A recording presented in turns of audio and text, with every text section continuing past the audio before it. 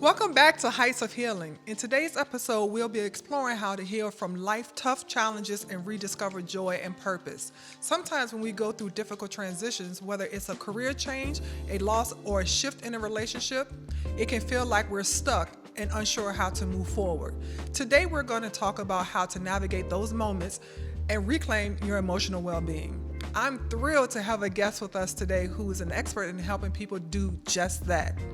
Our guest today is Alease Johnson, a licensed professional counselor with a passion for helping individuals and families heal from life stressors and transitions. After a 30-year career in corporate America, Alease shifted her focus to counseling, where she specializes in guiding people through emotional healing and personal growth.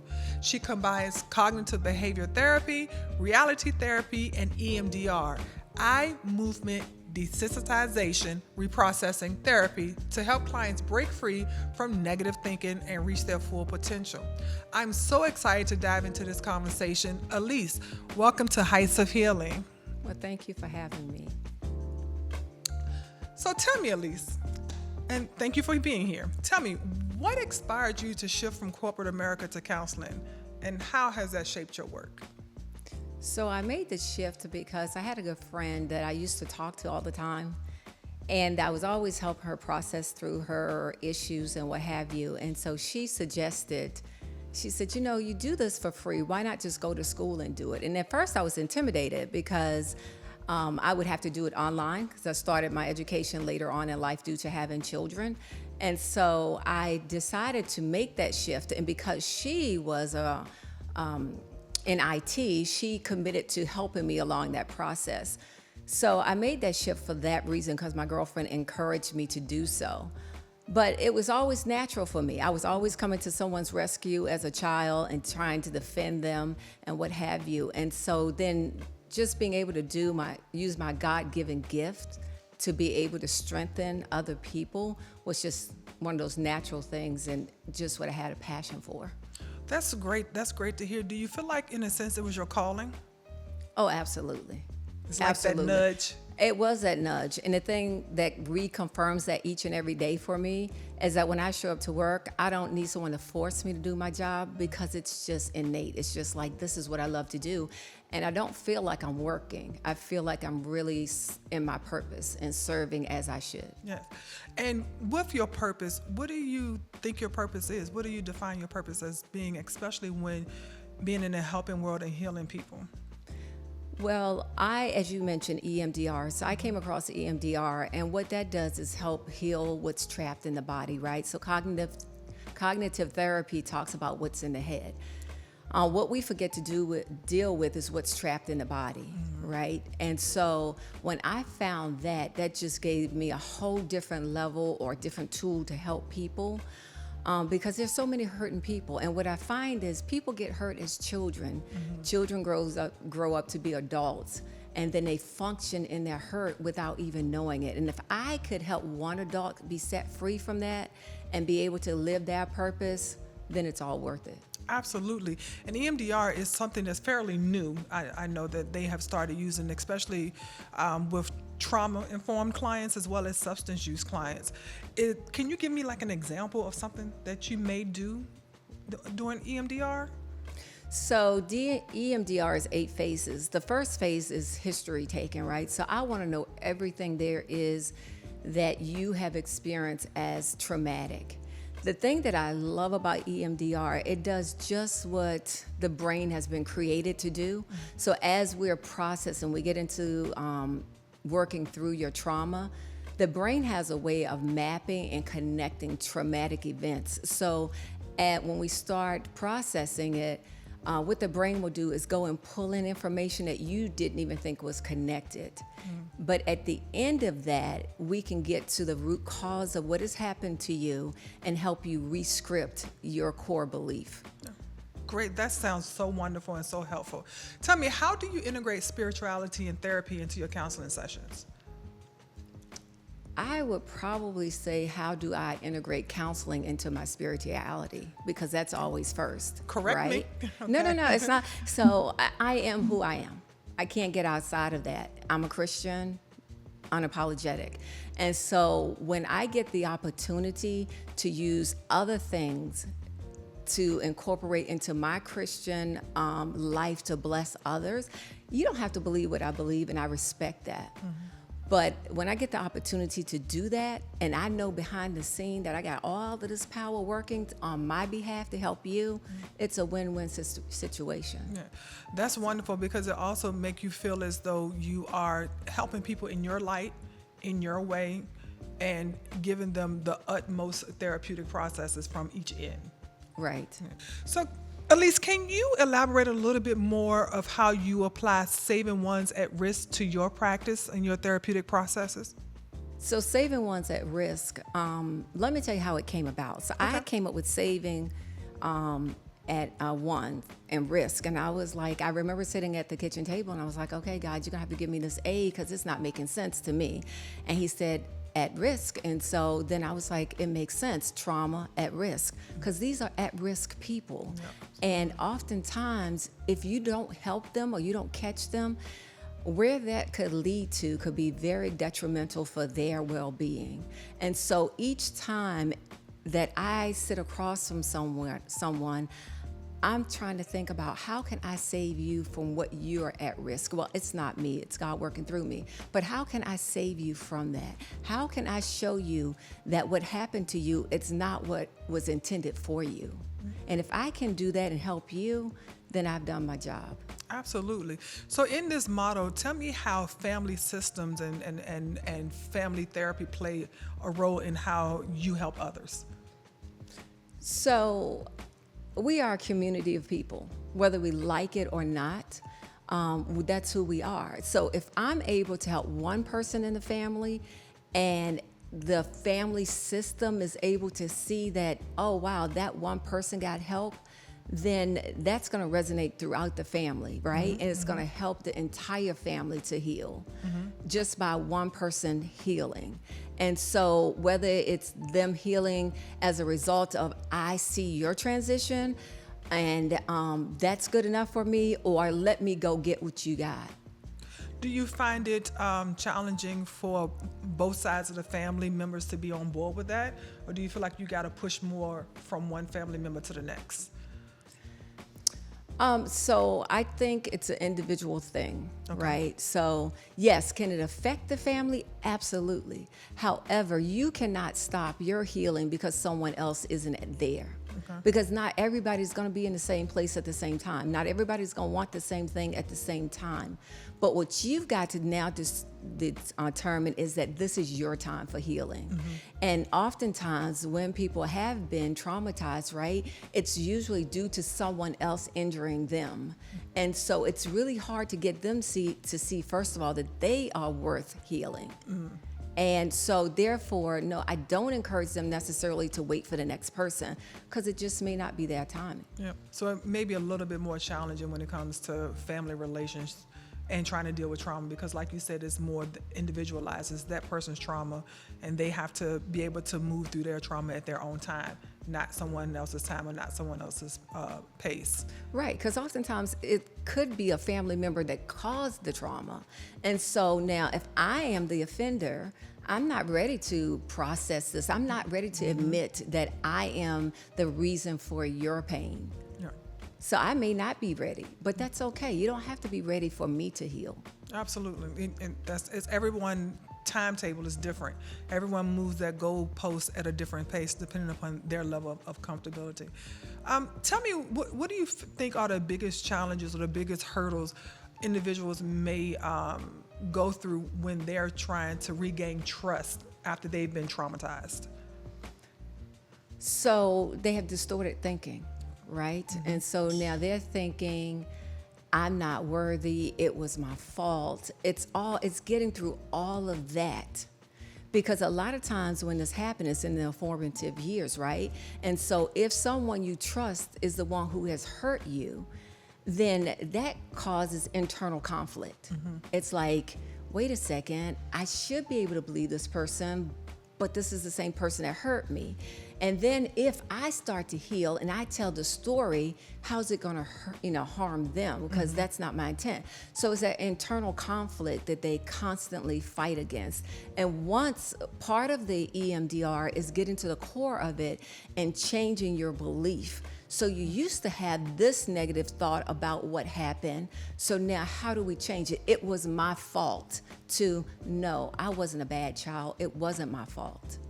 So almost in a sense, giving that individual the ability to reclaim their voice. Because we often know during trauma, someone's voice is taken from them, and that's a premise of trauma, because I feel lost, or whomever traumatized me, they stole my innocence. So since they were the ones who stole my innocence, they took my voice. And it sounds like with EMDR, this is the ability for them to reclaim their voice and not perpetuate the guilt that they're feeling on themselves. Absolutely, and that's what happens, because as you stated, when trauma occurs, right, the executive part of your brain that makes all of the decisions and all of that goes offline. So now I'm not thinking and able to put words to my traumatic event. So now we're talking about fight, flight, or freeze, right? And so, but that's just a reaction. And you go through the traumatic event that way. And so you're not putting words to this traumatic event. So when I come to you as a therapist, or you using CBT or whatever, and we're saying, tell me what happened, and all of a sudden the person goes from being an articulate speaker to I don't know. That's why you don't know, because it was physiological. It wasn't necessarily your cognition kicking in at that time or functioning at that time, because that goes offline.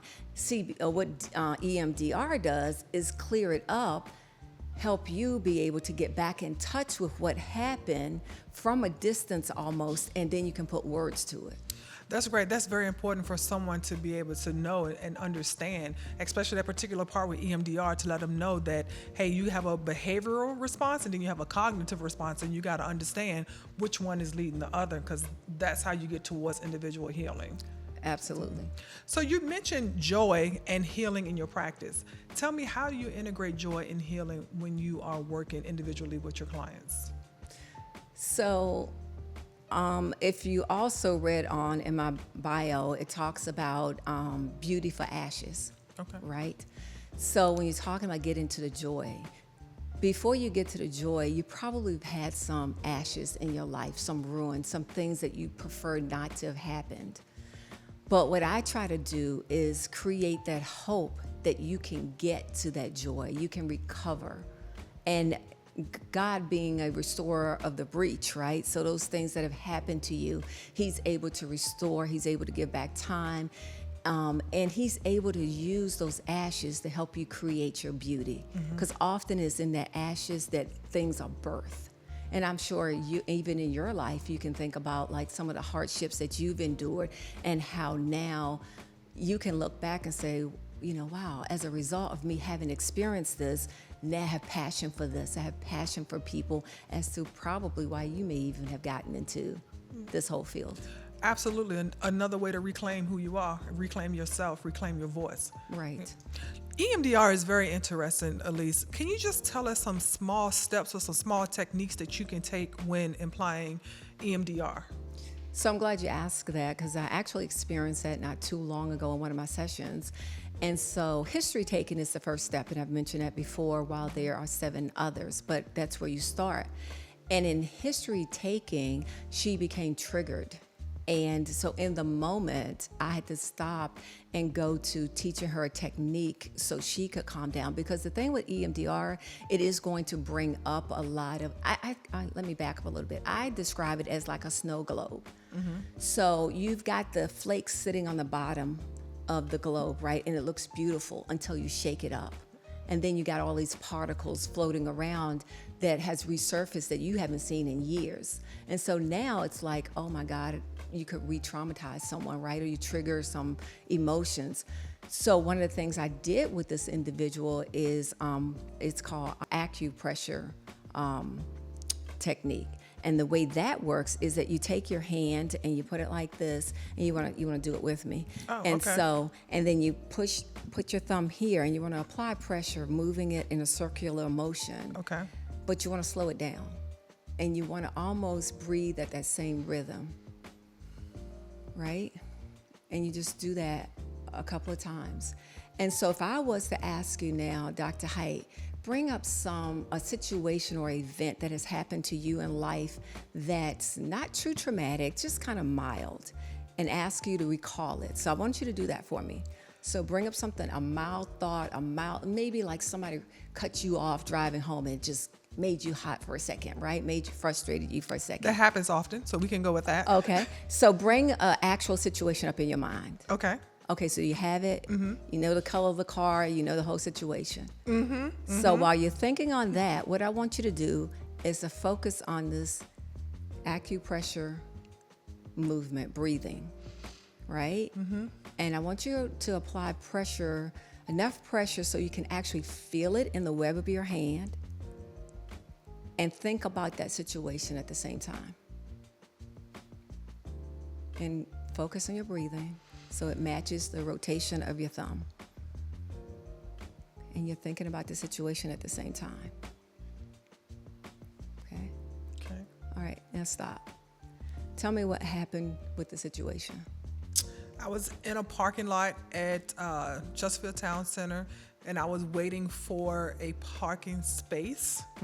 And I had my blinkers on, and the person from behind me drove around me and went into the parking space in front of me. Okay? And so that agitated you. Yes. Okay? So as you thought about that situation and you were doing that acupressure breathing, did you notice any shift in your body or any change? I became calmer. Exactly. Yeah. And that's what happens. So that's just one of many techniques that we teach, right? And so we want to teach you these techniques. That's a small step. Okay. Because in the small step, you can take that home with you and you can be confident that as these traumatic events are resurface during a session, that if I go home and I continue to be triggered, I can be in control. And that gives you a sense of calmness because you know that, yeah, this is going to, may not look good, it may not feel good to recall these situations, but I have techniques that I can calm myself outside of the session. That is very good. We got to do that again one day. So tell me, how do you help clients redefine their purpose after they have experienced a significant loss, like a loss of a relationship or a job? So people have within them to heal themselves, but they don't trust it because that has been violated. And so what I do is help them to tap into what's already inside of them. So when you're thinking about, again, going back to EMDR, and I said the brain has a way of mapping things out, that's what they do. They just kind of go back and they're like, wow, why did I think about that flower? Because that had nothing, and then they realize, oh no, that flower did have something because it was in the room and I forgot all about it. And so then once they process all the way back, it almost like they get to the core, to the raw truth of what happened. And then they're like, I'm free because I didn't cause this. It wasn't my fault. I didn't, because I went and sat on my uncle's lap. I was an innocent child. I loved him. So it wasn't my fault that he violated me. And he is the sick one and really needs help. Absolutely. And say that again. Right. So tell me, how would you navigate someone who has experienced being emotionally stuck, but they're hesitant or resistant to go and seek therapy? How would you motivate someone to do that? As a family member? Or a friend or a coworker, anyone in that area? You want to be supportive. Like, you want to be supportive of, first of all, what I hear a lot when clients come to me is, no one listened to me. You know, because to listen to someone's pain, first of all, it's hurtful. And it's like, if you're not equipped, it's like, what do I do with your pain? So now I feel like I'm inadequate. I don't know what to do with your pain. And then there's some hardcore truths that sometimes we have to accept, right? And so if I'm a family member and I realize that you've been hurt by someone else we love, well, I'm dealing with like violation of trust and all of that. But what I would say is encourage the person. Realize, first of all, that as much as you love the person, you're not equipped to help the person in that way. And so get the person to the professionals and let them get the help that they need. Yeah, absolutely. And also in that, I want to piggyback on that, because we all know that vicarious trauma is real. So how would you tell someone who's trying to support or trying to help a family member, friend, through that trauma, to make sure that they try to safeguard themselves against any type of vicarious trauma? Self-awareness. So you need to be aware of, like, how is this affecting me? So check in with yourself and just, determine, like, am I feeling differently now? Am I thinking differently? Am I moving, those type of things. And so if you are, then perhaps, especially if it's someone you love, right? And if it's someone that you grew up with or chances are you shared that time. You may not have gone through that trauma with that person, but you shared the same space. And so you may have vicarious trauma just because you were in the same space with them, even though the trauma didn't happen to you. So also be aware of what's going on with you, and you get help if you need it as well. Yeah, absolutely, absolutely. Well, I want to thank you for coming on today at Heights of Healing. In closing, can you tell anyone who's out there who's very interested in EMDR, or who is interested in actually getting you to be their therapist, how can they contact you? What is the best way to reach Miss Alease Johnson?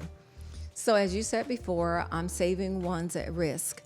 And so I can be reached at by calling to my office and speaking with my business manager, Ms. Carter, and that phone number is 804-404-6260. Also, you can send us an email, and that's at therapy@SOAR, SOAR, above counseling.com. Yeah. So those are the two methods right now that you can contact us. And of course, we're credentialed with the major insurance companies, and that's another avenue to contact us.